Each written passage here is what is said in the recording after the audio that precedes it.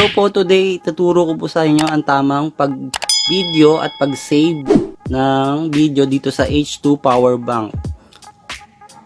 Una po, pipindutin nyo po itong power button on and off para bumukas. Long press po hanggang sa bumukas yung LED light natin dito.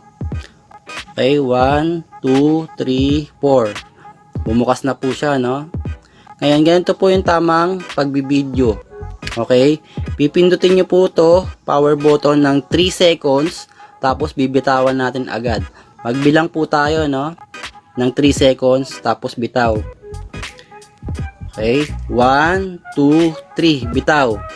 Kung napansin nyo, nag-blink yung red light natin ng mabilis ng tatlong beses.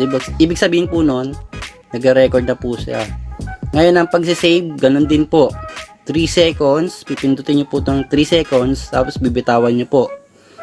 Okay, magbilang po tayo ha. 1, 2, 3. Yun, bibitawan nyo po agad. Kasi ang ginagawa po nung iba, ganito, adi naka-on po siya.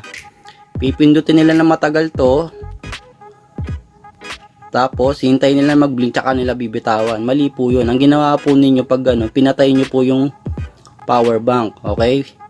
So, ulitin ko ha, bubuksan ko. 1, 2, 3, 4, 5. Bumukas siya. Pag naka-steady light na po siya na red, ibig sabihin naka-on na po siya. Ang tamang pagbibideo, ganito po. Ulitin ko po, 3 seconds. Pipindutin nyo po itong power button ng 3 seconds. Tapos bibitawan nyo agad. Okay, magbilang po tayo. 1, 2, 3, bitaw.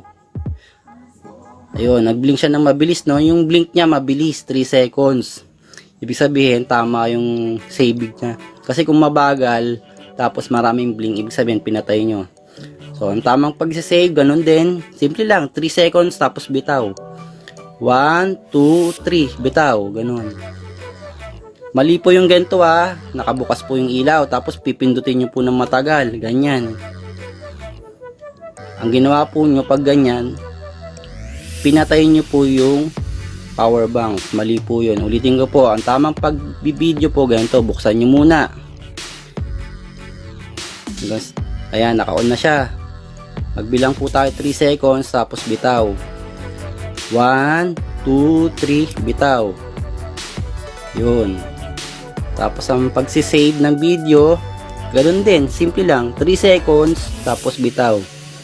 1, 2, 3, bitaw.